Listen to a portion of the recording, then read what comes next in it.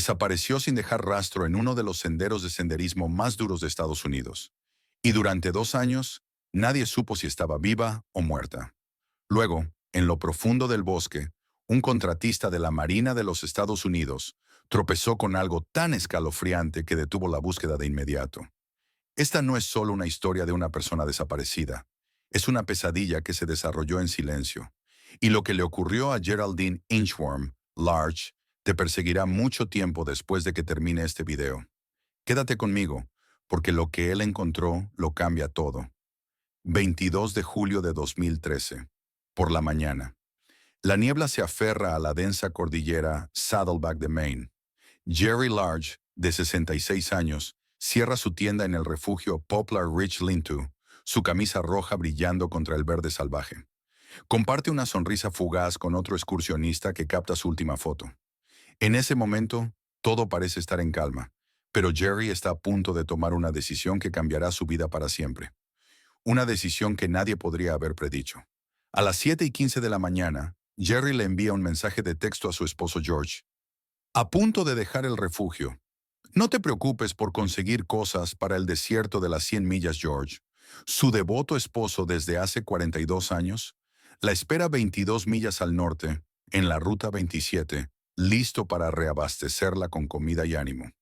Han repetido esta rutina docenas de veces en los últimos 3 meses, mientras Jerry persigue su sueño de recorrer las 2.189 millas del Sendero de los Apalaches. Pero ese mensaje de texto contiene un mensaje oculto que George no entenderá hasta que sea demasiado tarde. Jerry está cansada, el terreno es brutal, y por primera vez en su vida está caminando completamente sola. Lo que sucede a continuación desconcertará a los investigadores durante años. ¿Cómo desaparece una excursionista experimentada, ex enfermera de la Fuerza Aérea, que ya ha recorrido más de 950 millas del sendero más desafiante de Estados Unidos, sin dejar un solo rastro? Para entender la historia de Jerry, primero hay que saber quién era antes de esa fatídica mañana. Sus amigos la describen como una mujer que irradiaba alegría, alguien que vivía la vida con un entusiasmo contagioso, convirtiendo cada desafío en una aventura. Jerry no era la típica excursionista de larga distancia. A sus 66 años, era mayor que la mayoría, más lenta que la mayoría, pero más decidida que cualquiera. Así se ganó su apodo en el sendero, Inchworm, oruga. Se movía a su propio ritmo, constante y segura, pero nunca rápida. 1 milla por hora en el terreno castigador de Maine era normal para ella, y estaba orgullosa de cada paso. Durante 3 meses había estado caminando con su mejor amiga, Jane Lee. Eran una pareja poco común.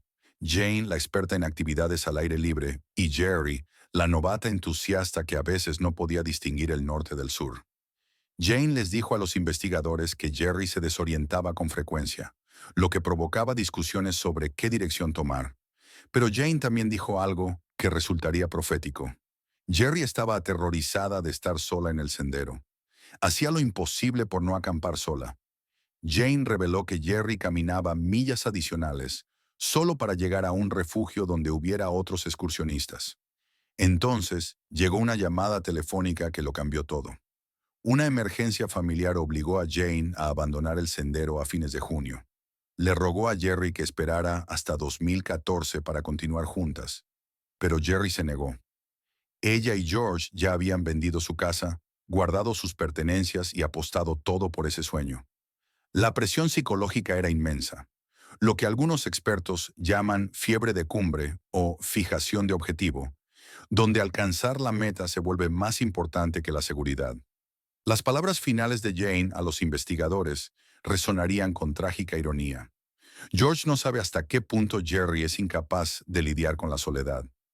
Ahora, 3 semanas después de despedirse de su compañera de caminata, Jerry estaba a punto de enfrentar su mayor miedo: estar perdida y sola en la naturaleza. A las 11:01 de la mañana del 22 de julio de 2013, el mundo de Jerry Large cambió para siempre. Había estado caminando hacia el norte desde el refugio Poplar Ridge, siguiendo las marcas blancas familiares que señalaban el sendero de los Apalaches. La lluvia de la mañana había hecho que el camino estuviera resbaladizo, y el denso dosel del bosque bloqueaba casi toda la luz del cielo. Entonces, sintió la llamada de la naturaleza. Aquí es donde la historia toma un giro que los investigadores aún luchan por entender. Normalmente, los excursionistas dejan sus mochilas y se alejan unos pasos del sendero para tener privacidad. Pero Jerry, quizás sintiéndose vulnerable sin su compañera de caminata, se llevó la mochila completa. Caminó más lejos en el bosque de lo que jamás lo había hecho, buscando total privacidad en el denso bosque de Maine. Cuando terminó, intentó regresar al sendero. Pero el bosque se había convertido en un laberinto de árboles idénticos, troncos caídos y maleza espesa. Cada dirección parecía la misma. El pánico comenzó a apoderarse de ella. A las 11:01 de la mañana, Jerry sacó su teléfono y escribió un mensaje desesperado para George. En problemas. Me salí del sendero para ir al baño. Ahora estoy perdida. ¿Puedes llamar a AMC a ver si un mantenedor del sendero puede ayudarme? En algún lugar al norte de Woods Road, Besos presionó enviar.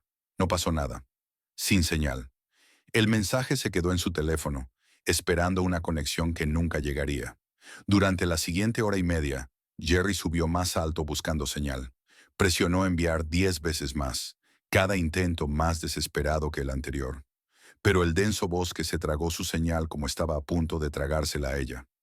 Al caer la noche, tomó una decisión que sellaría su destino. En lugar de seguir moviéndose, de seguir un arroyo o buscar las rutas madereras que cruzaban el área, Jerry montó su tienda. Iba a esperar a ser rescatada. Lo que no sabía era que estaba a solo 3,000 pies del sendero, menos de una milla. Una caminata de 30 minutos en la dirección correcta la habría llevado a la seguridad, pero en su terror y confusión, eligió la peor estrategia posible: quedarse en el lugar más remoto imaginable. A la mañana siguiente, George Larch despertó en su auto en el cruce de la Ruta 27, emocionado por ver a su esposa. Había estado cumpliendo este rol de apoyo durante meses, conduciendo de pueblo en pueblo, encontrándose con Jerry en puntos previamente acordados y reabasteciéndola con comida y amor. Era su sistema, y había funcionado perfectamente. Pero el 23 de julio fue diferente. Jerry no apareció. George esperó y esperó. A medida que pasaban las horas, su emoción se convirtió en preocupación y luego en pánico. Esto no era típico de Jerry. Siempre era puntual, siempre confiable. Algo iba mal. Mientras tanto, a menos de una milla de distancia, Jerry intentaba desesperadamente comunicarse con él. A las 4:18 de la tarde, escribió otro mensaje. Perdida desde ayer. Fuera del sendero 3 o 4 millas. Llama a la policía para ver qué hacer, por favor. Besos. Nuevamente, nada. El mensaje quedó en su teléfono como un fantasma. El 24 de julio, George denunció oficialmente la desaparición de su esposa. En pocas horas, el Servicio de Guardabosques de Maine lanzó lo que se convertiría en la operación de búsqueda y rescate más grande en la historia del estado. Cientos de voluntarios llegaron al área. Perros de búsqueda, helicópteros y aviones se unieron al esfuerzo. Equipos terrestres peinaron metódicamente cada centímetro del sendero y del bosque circundante. La ironía es casi insoportable. Mientras Jerry se sentaba en su tienda, probablemente escuchando los helicópteros sobrevolar, los equipos de rescate pasaron a menos de 100 yardas de su ubicación, al menos 3 veces. Las unidades K-9 estuvieron tan cerca que deberían haber detectado su olor, pero las fuertes lluvias de esa semana habían borrado cualquier rastro que pudiera haber dejado. Jerry siguió intentando enviar mensajes a George, pero los textos se acumulaban en su teléfono como oraciones dirigidas a un dios sordo. Las entradas de su diario de este periodo revelan a una mujer que poco a poco asumía lo impensable, que quizá nunca volvería a ver a su familia. Pero no se rendía. Todavía no. Lo que ocurrió a continuación desafía todo lo que creíamos saber sobre la supervivencia. Jerry Larch era una excursionista experimentada, con el equipo adecuado. Tenía comida, agua, refugio y las habilidades para sobrevivir en la naturaleza. Pero también poseía algo que resultaría más peligroso que cualquier depredador o desastre natural: un miedo paralizante. En su diario escribió sobre cómo vagó durante 2 días tras un giro equivocado, intentando regresar al sendero. Cruzó arroyos, ascendió crestas y buscó puntos de referencia, pero cada intento solo la alejaba más de la seguridad. Exhausta y desorientada, regresó a su tienda y decidió quedarse. Esta decisión revela algo profundo sobre la psicología de la supervivencia. Jerry llevaba medicamentos que necesitaba tomar regularmente, fármacos psiquiátricos cuya interrupción podían provocarle ataques de pánico y ansiedad severa.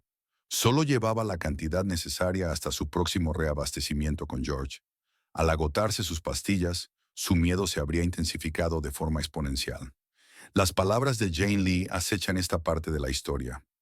Jerry tenía fobias a la soledad, a la tienda, a la oscuridad. No sabía usar bien una brújula y no confiaba en su capacidad de orientación. El miedo, al parecer, se había convertido en su prisión. La operación de búsqueda proseguía a su alrededor con precisión militar. Equipos profesionales, voluntarios e incluso psíquicos descendieron en masa. Llegaban pistas de todo el país. Alguien dijo haberla visto en un restaurante de Florida. Otra persona la ubicó en un hostal de Vermont. Cada falsa pista desviaba recursos valiosos del área real de búsqueda. Pero quizá el hallazgo más desgarrador llegó después. El teléfono de Jerry se había conectado brevemente a una antena de Verizon, proporcionando a los rescatistas una ubicación triangulada. Ese ping la situaba dentro de un área que incluía, con exactitud, su posición real. Sin embargo, en el caos de la gran operación, esa prueba electrónica crucial no recibió la atención debida. Literalmente la buscaban en el lugar correcto, pero sin saberlo. 2 semanas después de iniciado su calvario, Jerry Large se sentó en su tienda y escribió lo que creyó serían sus últimas palabras al mundo. La entrada del diario, fechada el 6 de agosto de 2013, comienza con una formalidad desgarradora. Cuando encuentren mi cuerpo, por favor llamen a mi marido George y a mi hija Carrie. Sería la mayor de las bondades para ellos saber que estoy muerta y dónde me encontraron, sin importar cuántos años pasen. Les ruego que encuentren en su corazón la amabilidad de enviar el contenido de esta bolsa a uno de ellos. Piénsalo un momento. Esta mujer, que llevaba 2 semanas luchando por su vida, había aceptado su destino con tanta nobleza que ya pensaba en la bondad de desconocidos que, quizá años después, encontrarían sus restos. El diario muestra a alguien que comprendía lo básico de la supervivencia, pero paralizada por barreras psicológicas. Trató de hacer hogueras de señalización, pero eligió la madera equivocada y no produjo el humo espeso necesario. Racionó su comida con tanto cuidado que le duró mucho más de lo que correspondía. Incluso mejoró su refugio, elevando su tienda sobre un lecho de agujas de pino y pequeños troncos para mantenerla seca. Pero también tomó la decisión fatal de quedarse bajo la densa copa del bosque, donde era invisible desde el aire. A apenas 55 metros había un claro donde los aviones de búsqueda podrían haberla visto. El diario no explica por qué nunca se movió a ese lugar tan evidente. La respuesta radica probablemente en su miedo creciente y en los efectos del síndrome de abstinencia de sus medicamentos. La parte más devastadora de su diario es la prueba de la lucha entre la esperanza y la desesperación. Seguía escribiendo entradas sobre los helicópteros que oía, las señales de los rescatistas que veía, su convicción de que la encontrarían. Pero cada texto era más corto, más resignado, como si se le agotara la tinta y la esperanza. La última entrada está fechada el 18 de agosto, 26 días después de haberse perdido. Tras ello, el diario guarda silencio. Queda la pregunta que atormenta a todo el que lee su historia. Si Jerry pudo sobrevivir 26 días en la naturaleza, ¿por qué no caminó 30 minutos hacia la seguridad? Mientras Jerry Large moría lentamente a menos de 1 kilómetro y 600 metros del sendero de los Apalaches, el mundo empezó a olvidarse de Inchworm. La gran operación de búsqueda se redujo. Los voluntarios regresaron a sus vidas. La noticia que había acaparado la atención nacional desaparecía de los medios. Pero no todos se rindieron. George Large ofreció una recompensa de $25,000 por información sobre su esposa.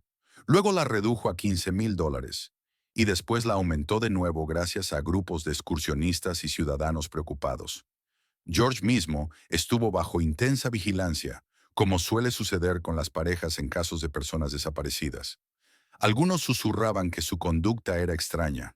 Planear un servicio conmemorativo solo 3 semanas después de la desaparición, mientras afirmaba no perder la esperanza. Comenzaron a multiplicarse las teorías conspirativas. ¿Había matado a Jerry otro senderista? ¿La habían secuestrado? Algunos señalaban la proximidad de un centro de entrenamiento SERE, supervivencia, evitación, resistencia y escape, de la Marina, preguntándose si ejercicios militares habían interferido con la búsqueda. Otros sugerían que Jerry había decidido desaparecer para empezar una nueva vida. La verdad fue mucho más trágica y mucho más simple. Equipos de búsqueda no oficiales continuaron escudriñando el área mucho después de que el operativo oficial terminara. Un grupo liderado por el experimentado senderista Mike Wingard pasó varios días en mayo de 2014 buscando sistemáticamente donde Jerry fue vista por última vez. Su conclusión fue tajante. No está aquí, pero se equivocó. Allí estaba. Había estado allí todo el tiempo, invisible en su tienda verde bajo la densa copa de los árboles, sus restos regresando poco a poco al suelo del bosque. Lo más inquietante de este periodo es imaginar los últimos días de Jerry. ¿Oyó a los rescatistas llamarla? ¿Vio los helicópteros sobre ella? ¿Intentó hacerle señas? ¿O ya había perdido toda esperanza?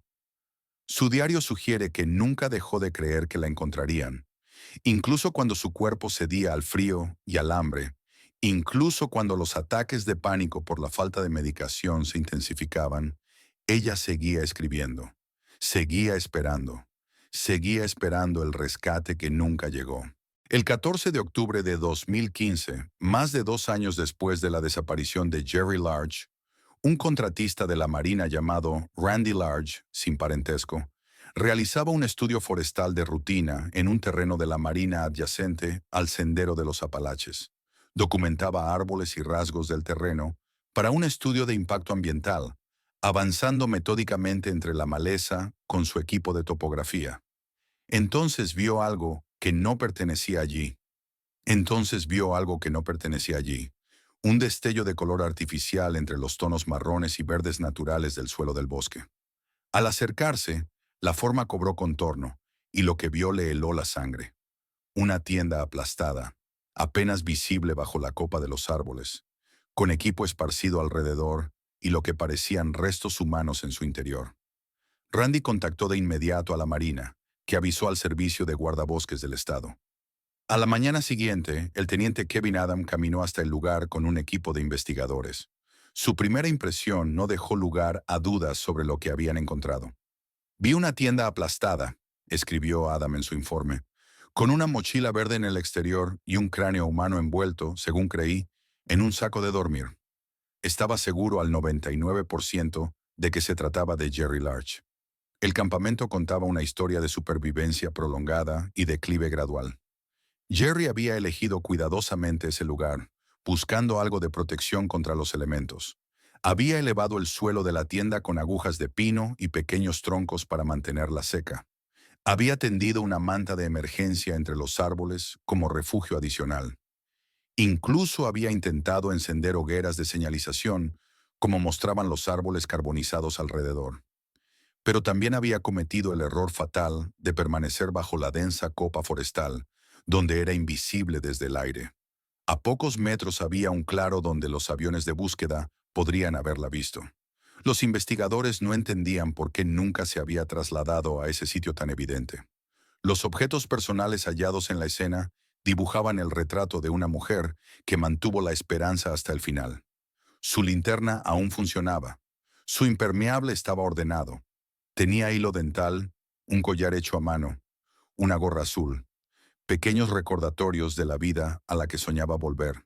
Y, sobre todo, encontraron su diario titulado George, por favor lee esto, y su teléfono móvil con los mensajes de texto no enviados, que narraban sus desesperados intentos de pedir ayuda. Al examinar el móvil, los investigadores hallaron un rastro digital de desesperación nunca antes visto. El teléfono guardaba múltiples borradores de mensajes, algunos enviados, otros nunca transmitidos, que ofrecían un relato en tiempo real de su estado psicológico mientras sucumbía al bosque, y terminaban con una aceptación desgarradora. pues Jerry dejó de intentar enviar textos y se concentró en escribir en su diario.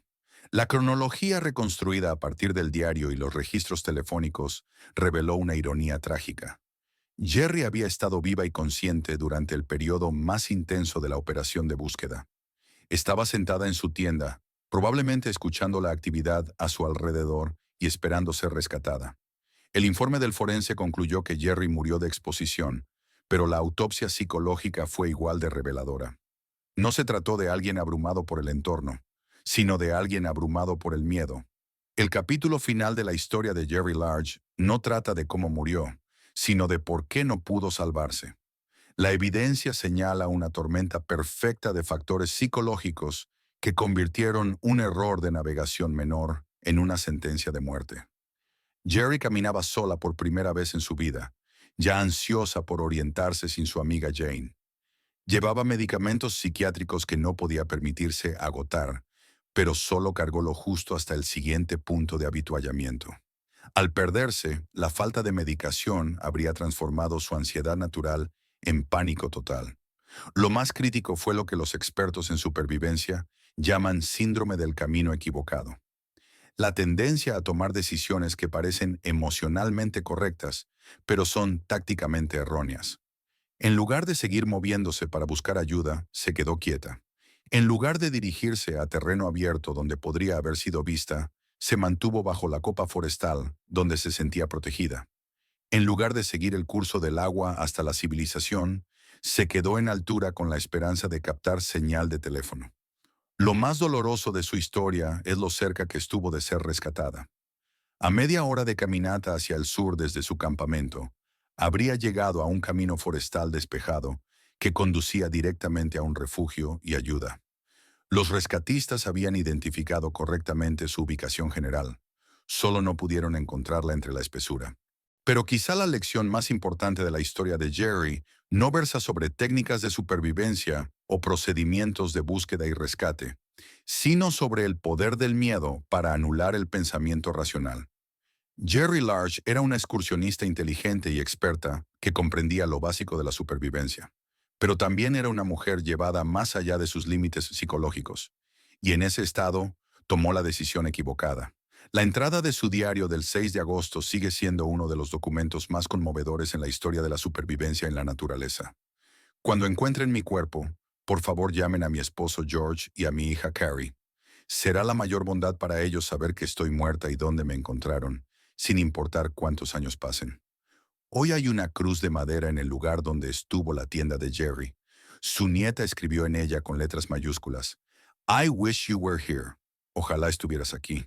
Todo lo que sabemos sobre Geraldine Large sugiere que ella también lo habría deseado, pero por razones que quizá nunca lleguemos a comprender del todo, no pudo encontrar el camino de regreso desde la oscuridad que la envolvió. No la oscuridad del bosque de Maine, sino la oscuridad de su propio miedo. El viaje de la Inchworm no terminó con el triunfo de alcanzar la cima del monte Katahdin, sino con una rendición silenciosa en un lugar donde nadie podía escuchar sus gritos de auxilio. Su historia permanece como recordatorio de que, a veces, la mayor de las tierras salvajes que enfrentamos no está fuera de nuestra tienda, sino dentro de nuestra propia mente.